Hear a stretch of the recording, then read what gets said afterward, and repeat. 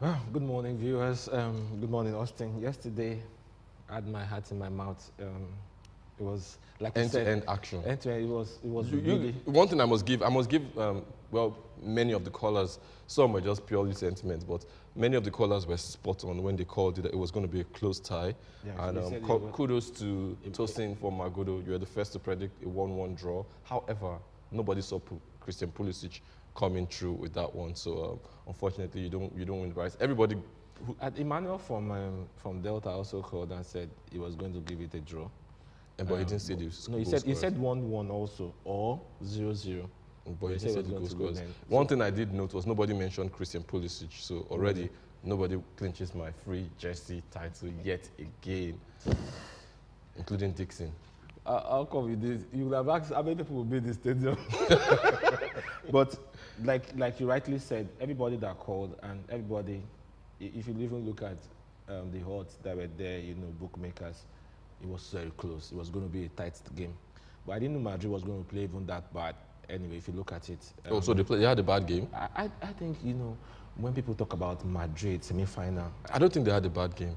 Well, Chelsea. I think Chelsea brought their A game to that match, and they should just go and build a statue behind Stamford Bridge for N'Golo Kante. That's all I'm going to say first. I saw, talking about N'Golo Kante, someone had a tweet and said that 70% of the earth is covered by water. The rest is covered by N'Golo Kante. That's a big He joke. was he was UEFA man of the match, and rightly so.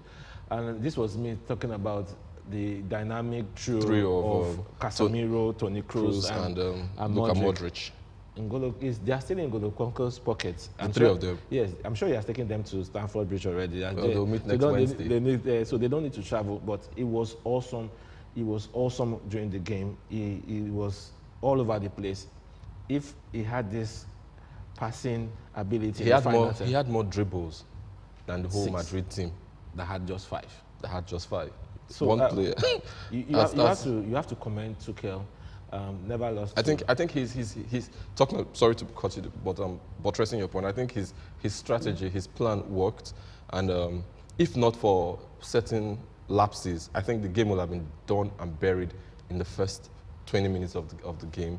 And unfortunately, they are stuck with Timo Werner. And I was thinking about it this morning.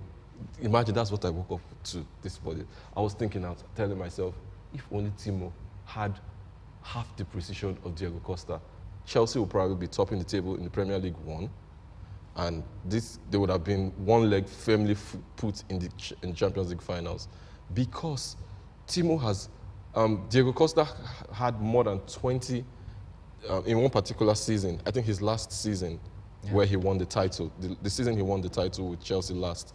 There were more than 20 games that he scored the match winner.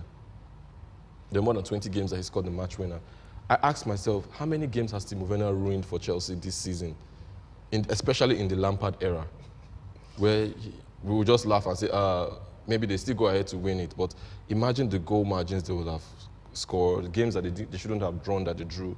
Then imagine, yesterday was a clear picture. Imagine if Varane's header in the last minute, in the 87th minute, had gone in. Then Chelsea lost 2-1. All of a sudden, that Timo miss. Chelsea fans will be asking for blood from Timo Werner. That's my point exactly. But you look at Timo Werner again, what he brings to the table apart from goal scoring is that island. When you keep those island and he gets across, the defender's shoulders, opening up the defenses, and he actually does that very, very, very well. And when he was brought off, I don't think we had those kind of chances anymore. Yeah. But he creates chances. He creates chances, and sometimes he is at the right time, at the right place, but just to convert. Execute. I think that is just what is happening to Timo Werner. But all-round game, it brings good for Chelsea's kind of game, where you need players with, after sitting that deep, you need an outlet to take the ball and run into spaces when you recover the ball from, like N'Golo Kante recover the ball. You need those players with pace to have that, and Timo Werner brings that to the table.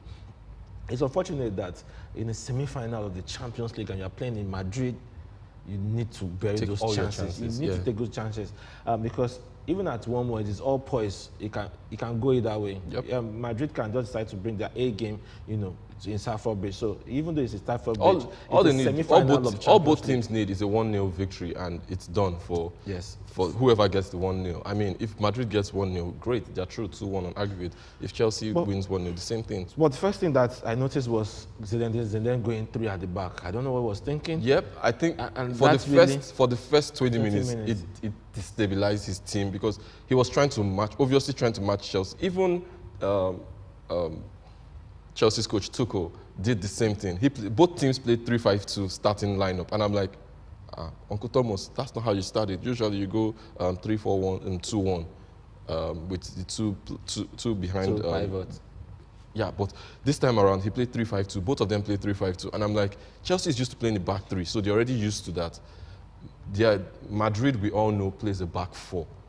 Madrid plays a back four, and it was a terrible first half. Another team would have destroyed Madrid in that first 20 minutes. And it just shows the respect that Zidane gave to this Tuchel side.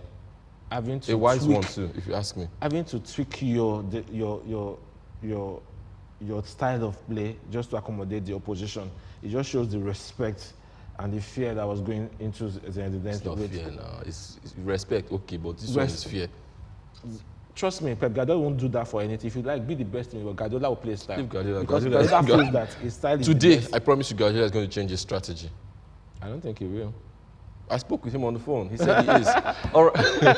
but it was a great match. Yeah, great match. We'll see the highlights in a second. It's all poised at 1-1. And even though Chelsea will be happy of the team, have the away goal, they can keep clean sheets. Madrid needs to come out. Madrid needs to score.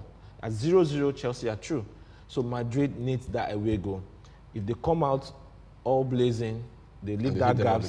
They hit them on the counter. So it's all poised. It can go either way. I won't say, but if you want to look at predicting and saying, Chelsea has an away goal, they are playing at home, so they're just 90 minutes away from the final, and you're playing at home. So you have all to do. Should I make a confession? So, please do. When Christian Pulisic scored the first goal, I was like, no way. Dixon predicted 1 goal in the first half, 1 goal in the second half. I was like, no. Even though deep down in my heart, I was like, well, Chelsea's leading. But I was like, no. As soon as Benzema equalized, I was like, hey, everything I like it. That's more like it. But all to play for, 90 minutes away from the final. Yep. And when it comes to a one-off final, anything can happen. So, for Chelsea, all to play for is in Stamford Bridge, your backyard.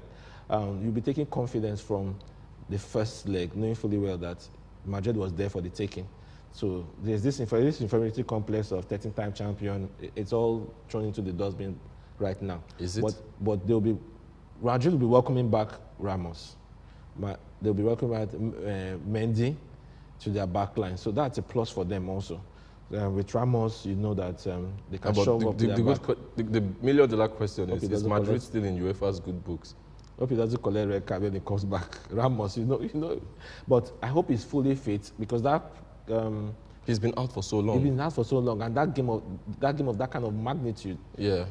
Maybe they might not look at his physical fitness, but what he brings to the team as a leader, and maybe they need that because Madrid really need him. The danger man is Benzema. You could see Benzema.